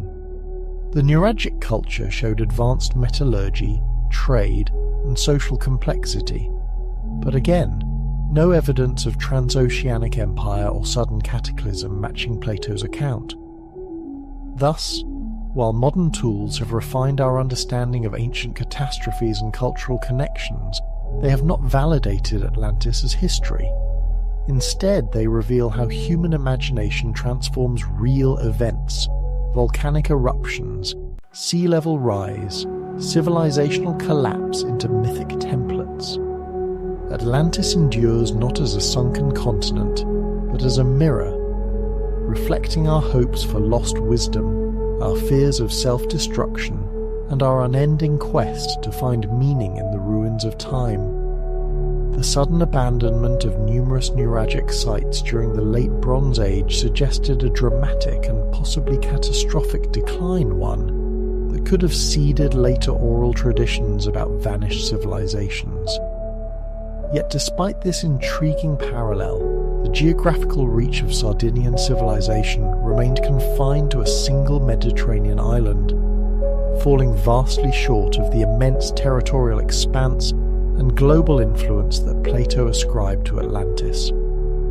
The Neuragic culture, while undeniably impressive within its regional context, evidenced by its thousands of sophisticated stone towers, metallurgical skill, and trade networks, showed no signs of the imperial ambition, military aggression, or trans-Mediterranean conquest that formed the backbone of Plato's narrative, particularly the pivotal conflict with ancient Athens.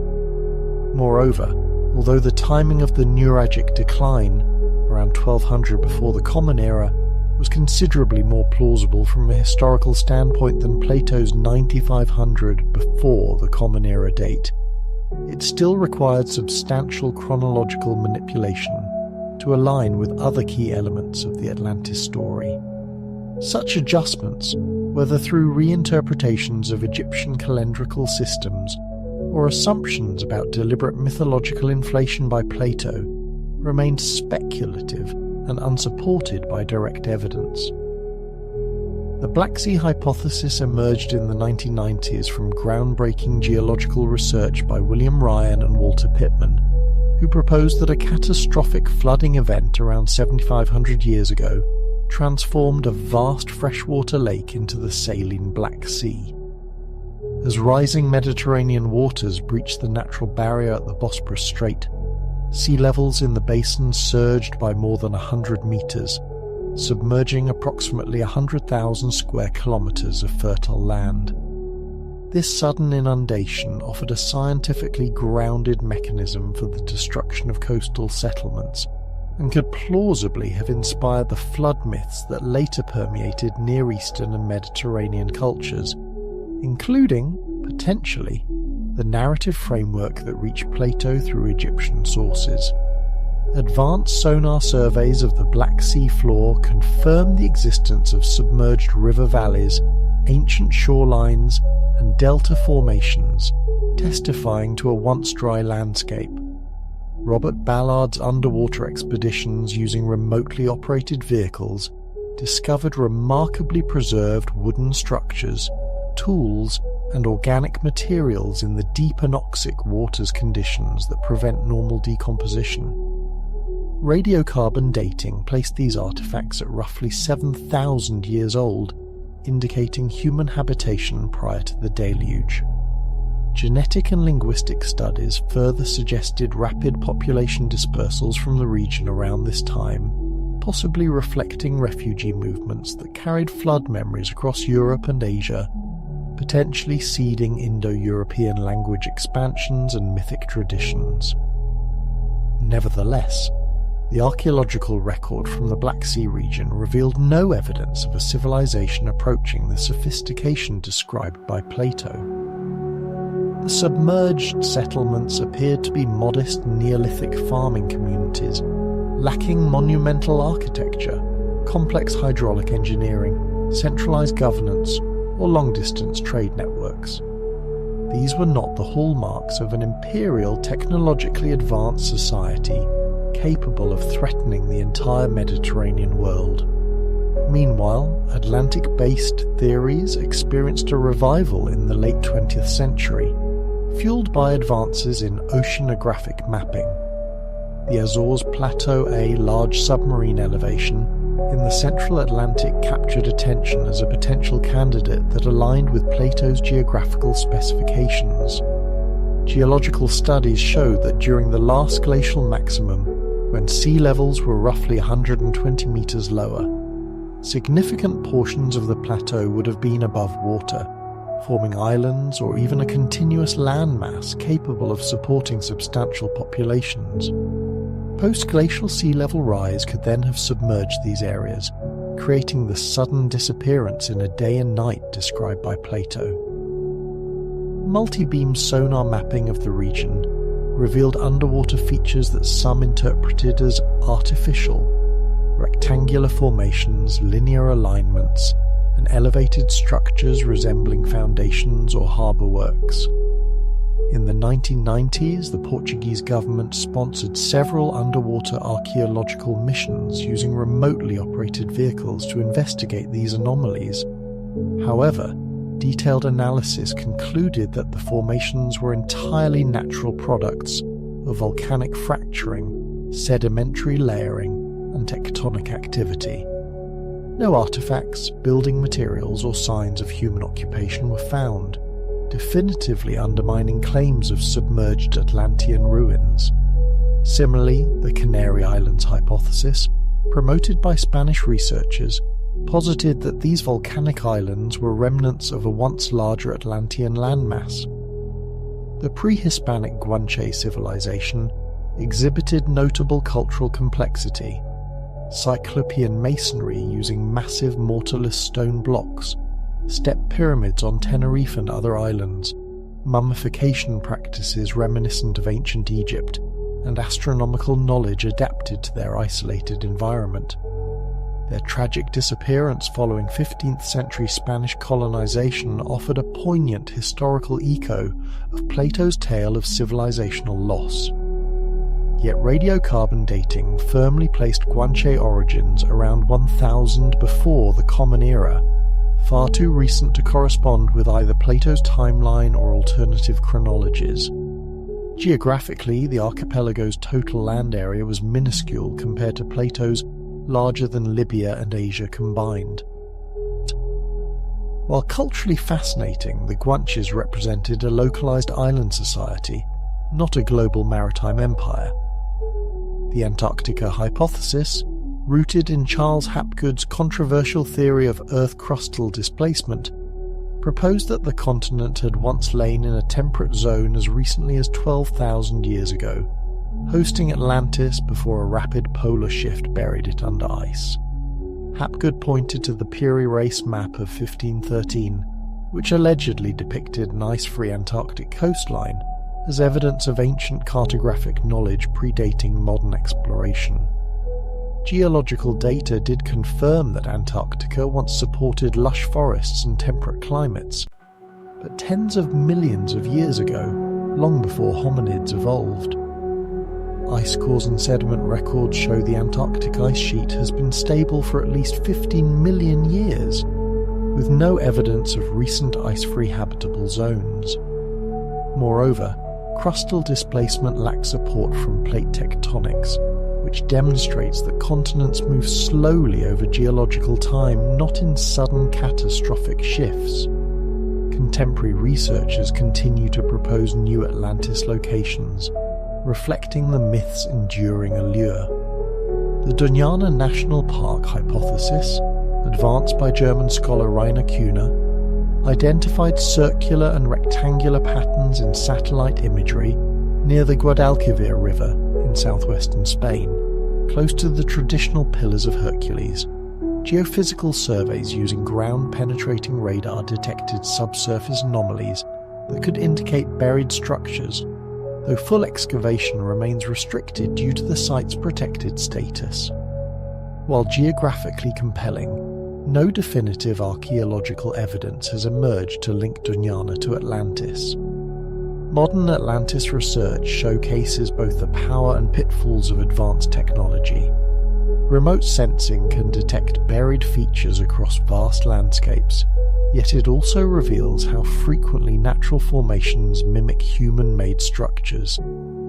Peer-reviewed archaeology maintains rigorous standards. Claims must be reproducible, falsifiable, and supported by material evidence. To date, no such validation exists for Atlantis. The absence of credible findings in professional literature reflects evidentiary failure, not academic bias. Psychologically, the Atlantis narrative persists because it satisfies deep human desires for lost wisdom, for explanations of anomalous ancient achievements, and for a grand unifying theory of human origins. Popular media and online communities amplify this appeal, creating echo chambers where speculative interpretations are reinforced and contradictory evidence dismissed as part of a scholarly conspiracy. The internet enables global coordination among amateur investigators, sustaining belief systems independent of scientific consensus. Critically evaluating modern Atlantis theories requires distinguishing legitimate archaeological inquiry from speculative leaps. While many proposed sites like Doñana or Santorini are genuine areas of historical interest, labeling them as Atlantis typically involves unwarranted assumptions. The methodological flaw remains consistent, identifying superficial similarities between cultures and attributing them to a common Atlantean source, a pattern first seen in Donnelly's 19th century work and repeated despite more advanced analytical tools. Rather than converging on a single location, Atlantis theories proliferate endlessly, suggesting the story functions less as a historical puzzle to be solved and more as a mythological vessel for human hopes, fears, and questions about civilization, technology, and our place in time. This transformation from obscure Platonic dialogue to global cultural phenomenon began in earnest with Jules Verne's 1870 masterpiece, 20,000 Leagues Under the Sea. Verne's vivid depiction of Captain Nemo guiding Professor Aronnax through the ruins of Atlantis aboard the Nautilus crystallized the lost city in the public imagination as a tangible, physical reality. Through the submarine's observation windows, readers witnessed crumbling temples, toppled statues, and the haunting detritus of a once glorious civilization, preserved in the ocean's silent depths. Verne's engineering background lent scientific credibility to his vision. His descriptions of diving suits, underwater navigation, and marine archaeology reflected real 19th century innovations, extrapolated just enough to feel plausible. The Nautilus itself, powered by advanced self-sustaining technology, implicitly suggested that Atlantis might have possessed similar capabilities, bridging ancient myth and modern progress. Verne's literary influence extended far beyond a single scene. He established a template for adventure fiction that fused exotic locales, cutting-edge technology, and archaeological mystery, a formula that would shape everything from Edgar Rice Burroughs' Pellucidar novels to modern techno-thrillers featuring deep-sea exploration and ancient secrets. H.G. Wells took a different tack, using lost civilizations as allegories for social critique. Though not directly about Atlantis, his The Sleeper Awakes explored themes of societal collapse and rebirth, framing ancient experiments in governance as warnings for industrial society. Wells' background in social theory infused his speculative fiction with philosophical depth, using the past to interrogate the present. The rise of pulp magazines in the early 20th century democratized Atlantis fiction, prioritizing action, spectacle, and sensationalism over historical accuracy. Publications like Amazing Stories, Weird Tales, and Adventure regularly featured tales of underwater cities, Atlantean descendants in hidden enclaves, and rediscovered crystal-powered technologies. Economic pressures encouraged rapid, formulaic storytelling, leading to increasingly elaborate and fantastical versions of the myth. Robert E. Howard's Conan stories of the 1930s embedded Atlantis into a sweeping fictional prehistory, the Hyborian Age, where it and its sister continent Lemuria represented the zenith of humanity's first great cycle. Their cataclysmic fall scattered survivors who founded the kingdoms of Howard's barbarian world. Howard emphasized Atlantean decadence and spiritual decay, echoing Plato while reflecting Depression-era anxieties about the fragility of civilization. His Atlanteans wielded potent magic and technology, but had grown effete, vulnerable to the raw vitality of barbarian heroes like Conan, a metaphor for contemporary fears about cultural decline. By mid-century, theosophical and occult ideas deeply influenced Atlantis fiction. writers like A. Merritt crafted fantasies featuring hidden Atlantean colonies where survivors preserved ancient wisdom and supernatural powers. Modern protagonists would stumble upon these enclaves, encountering beings of immense knowledge and power, a narrative that blended adventure with esoteric spirituality. The post-World War II era intensified Atlantis' relevance. The atomic bombings of Hiroshima and Nagasaki made Plato's tale of self-inflicted civilizational collapse chillingly contemporary. Science fiction writers used Atlantis as a cautionary symbol of technological hubris. Isaac Asimov, though never naming Atlantis directly, channeled its themes in the Foundation series, depicting the fall of a galactic empire and the heroic preservation of knowledge through dark ages. His sociological rigour elevated the lost civilization trope into a framework for exploring historical cycles and rational planning. The 1960s and 70s saw Atlantis flourish in fantasy literature, freed from scientific constraints. Authors like Lynn Carter, Elspeth Davey, and Catherine Kurtz built intricate Atlantean worlds with detailed magic systems, political intrigue, and mythologies that supported epic storytelling. Atlantis became not just a setting, but a fully realized civilization with its own history, culture, and metaphysics. Sword and sorcery fiction, following Howard's lead, reduced Atlantis to a backdrop for action. Crystal-powered weapons, fish-human hybrids, underwater domes shielded by magic, and treasure-laden ruins became standard tropes.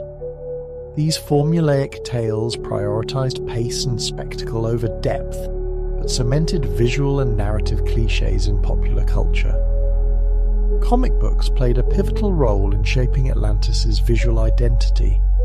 DC Comics' Aquaman, 1941, reimagined Atlantis as a thriving underwater kingdom whose citizens had biologically adapted to marine life while retaining advanced technology and complex social structures. The medium's emphasis on visual drama led artists to design increasingly elaborate cities, vehicles, and costumes, embedding a specific aesthetic in the public mind. Marvel's Name of the Submariner, introduced in 1939, offered a more morally complex portrayal. As both protector and aggressor, Namor embodied the tension between Atlantean isolationism and surface world encroachment. His stories explored environmental destruction, cultural misunderstanding, and the ethics of retaliation making, Atlantis a metaphor for marginalized civilizations resisting imperial powers. Television adapted Atlantis within budgetary limits. 1960s shows like Voyage to the Bottom of the Sea featured episodes with submerged ruins and ancient artifacts, using practical effects to simulate underwater exploration. The 1977 series Man from Atlantis, starring Patrick Duffy as a lone survivor with superhuman aquatic abilities, was the first sustained attempt to build a narrative around an Atlantean protagonist. Though short-lived, it established conventions, Atlanteans as human-like but ocean-adapted, bearers of lost technology, and moral arbiters caught between two worlds. This evolution culminated in Disney's 2001 animated film Atlantis, The Lost Empire, which synthesized a century of myth-making into a cohesive, visually stunning vision. Drawing on Verne's adventure spirit, pulp-era mysticism, and modern archaeological aesthetics, the film presented Atlantis as a technologically advanced, spiritually attuned civilization, powered by a mysterious energy crystal, echoing both Casey's prophecies and Plato's descriptions. Its blend of steampunk design, linguistic invention, and emotional storytelling reflected how deeply Atlantis had become woven into the fabric of global imagination, not as a historical fact, but as a timeless myth about what we've lost, what we fear, and what we might yet reclaim. The film's depiction of Atlantis as a vast subterranean city nestled within a colossal cavern, powered by a luminous, mysterious energy crystal masterfully synthesized motifs from decades of alternative archaeology, esoteric speculation, and science fiction. This vision, rendered through cutting-edge animation, showcased the extraordinary potential of modern digital artistry to bring fantastical civilizations to life with unprecedented detail, scale, and emotional resonance. Disney's design philosophy emphasized a seamless fusion of technology and nature. Atlantean machines resembled living organisms, their surfaces pulsing with organic rhythms. Architectural structures appeared to emerge from the bedrock as if grown rather than built. This biomechanical aesthetic not only distinguished the film visually from earlier cinematic portrayals, but also subtly echoed contemporary ecological ideals, presenting advanced technology not as a force of domination over nature, but as a harmonious extension of it. Further enriching the world-building, the production team commissioned linguist Mark Okrand to construct a fully functional Atlantean language, complete with grammar, syntax, and phonology. This commitment to linguistic authenticity reflected a new standard in fantasy storytelling, where fictional civilizations are rendered with scholarly rigor, enhancing immersion and lending cultural depth that resonates far beyond visual spectacle. The rise of computer-generated imagery, CGI, in the 1990s and 2000s revolutionized the cinematic representation of underwater realms and ancient megastructures. Films like The Abyss, 1989, and Waterworld, 1995, demonstrated how digital effects could simulate convincing marine environments and colossal architectural feats previously impossible with practical effects. These technological breakthroughs emboldened filmmakers to envision Atlantis on a scale commensurate with Plato's grand descriptions of vast concentric rings, monumental temples, and sprawling harbours, all rendered with photorealistic detail and epic grandeur. Video games further expanded the Atlantis mythos by transforming passive viewers into active explorers. Titles like Tomb Raider, Assassin's Creed, and numerous role-playing games integrated Atlantis-inspired ruins, crystal-powered artifacts, and submerged cities into their narratives. The interactive nature of gaming allowed players to navigate intricate Atlantean architecture, solve ancient puzzles, and uncover lore through first-hand engagement, fostering a deeper, more personal connection to the myth.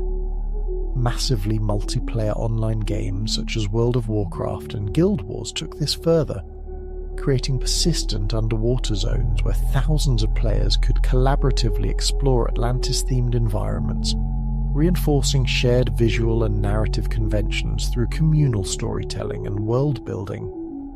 Documentary-style television programming played a pivotal role in blurring the line between entertainment and pseudo-scholarship. Networks like the History Channel and Discovery Channel produced programs that presented speculative Atlantis theories with the authoritative tone, dramatic reenactments, and high production values of legitimate historical documentaries. Series such as Ancient Aliens epitomized this trend, blending CGI reconstructions of Atlantean technology with claims of extraterrestrial influence or lost superscience.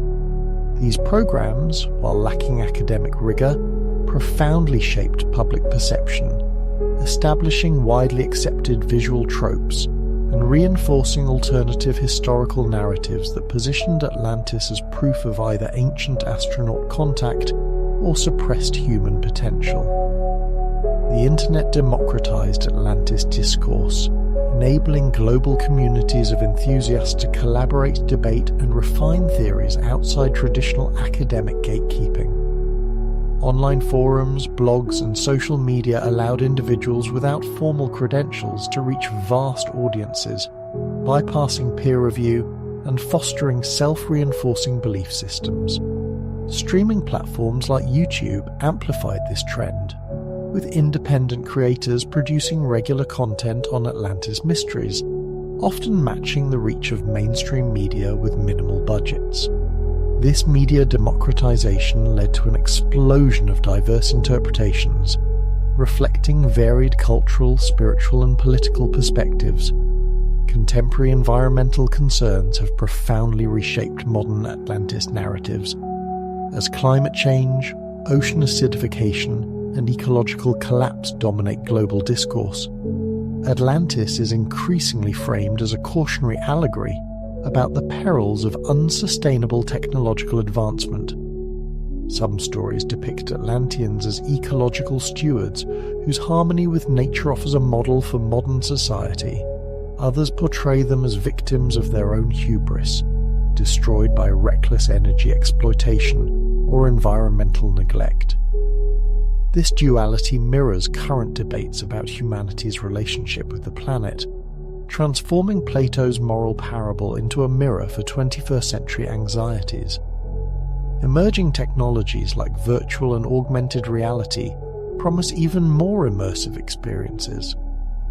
VR applications now allow users to swim through meticulously reconstructed Atlantean cities, interact with holographic inhabitants, and explore temple complexes in 3 dimensions, offering a level of engagement that transcends traditional media. These experiences, while fictional, feel startlingly real, raising profound questions about the boundary between narrative and lived reality. Globalization has further diversified Atlantis mythology. Japanese anime and manga often infuse the myth with Shinto or Buddhist spiritual themes, portraying Atlantis as a realm of cosmic balance or ancestral memory.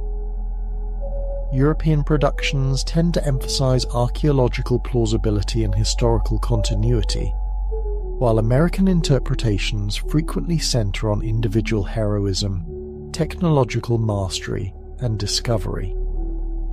Despite these cultural inflections, core narrative elements, the Golden Age, moral decay, cataclysmic fall remain universally resonant, demonstrating the myth's adaptability across civilizations. Yet this proliferation has come at a cost to Plato's original intent. Popular adaptations retain surface features, advanced technology, island setting, sudden destruction, but largely discard the philosophical heart of the story. The contrast between virtuous Athenian order and corrupt Atlantean imperialism, and the warning that material power without moral wisdom leads to ruin. Instead, modern versions prioritize spectacle, adventure, and mystery, reflecting entertainment values rather than ethical inquiry. The result is a cultural phenomenon that claims historical weight while bearing only a distant resemblance to its source. This transformation reveals deeper truths about human psychology. The Atlantis narrative taps into archetypal patterns identified by Carl Jung: the fall from grace, the lost paradise, the cyclical rise and fall of civilizations echoing myths from Eden to the Hindu Yugas. It satisfies a profound yearning for lost wisdom in an age of fragmented knowledge, offering the comforting fantasy that ancient peoples once possessed, a unified understanding of science, spirit, and society. In an era of specialization and uncertainty, Atlantis promises integration, meaning, and hidden truths waiting to be rediscovered. The rise of online alternative history communities has amplified this appeal, often exhibiting what historian Richard Hofstadter termed the paranoid style, interpreting academic skepticism not as methodological caution, but as evidence of conspiracy. Contradictory evidence is dismissed as suppression. Absence of proof becomes proof of concealment. These belief systems, emotionally invested and self-sustaining, grow increasingly impervious to empirical challenge. Commercial interests further entrench the myth. Tourism sites in the Bahamas, Canary Islands, and elsewhere market Atlantean connections to attract visitors. Publishers, filmmakers, and documentary producers profit from sensational claims, incentivizing ever more elaborate theories. The result is a feedback loop where economic success reinforces speculative narratives, regardless of scholarly merit. Educators face significant challenges in this landscape.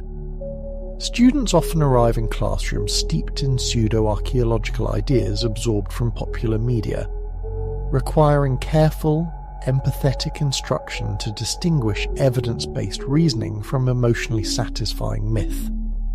This underscores the urgent need for improved science communication and media literacy teaching, not just facts, but how to evaluate claims, recognize bias, and understand the value of peer review and reproducibility. Despite over a century of underwater exploration, geological surveys and archaeological research, no credible evidence of an advanced Atlantic civilization from 9,500 before the Common Era or any proposed time frame has ever been found.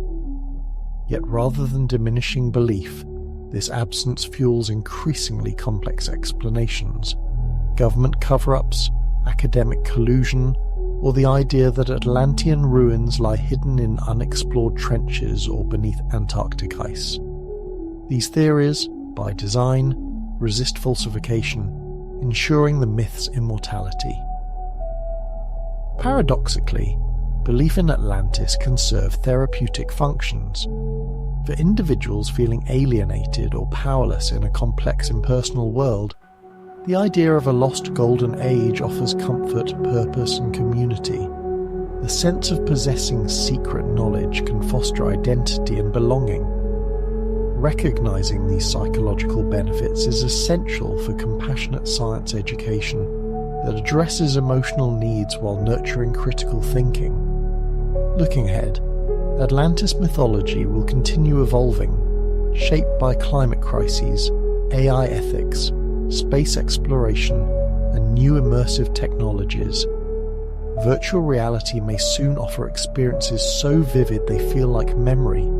Underwater drones may scan deeper ocean floors, perpetually renewing hope of discovery. Yet even if Atlantis is never found, its power endures, not as history, but as metaphor. Plato's true legacy lies not in whether Atlantis existed, but in why the story persists. It is a timeless meditation on the fragility of civilization, the seduction of power, and the eternal tension between wisdom and wealth. Whether read as allegory, myth, or modern fable, Atlantis remains a mirror held up to humanity reflecting our highest aspirations and our gravest follies. In an age of existential risk and unprecedented technological power, its warning is more urgent than ever. Without moral grounding, even the greatest civilization can vanish in a single day and night of misfortune. And so, the legend endures not beneath the waves, but within the human imagination, where it will continue to inspire, caution, and captivate for generations to come.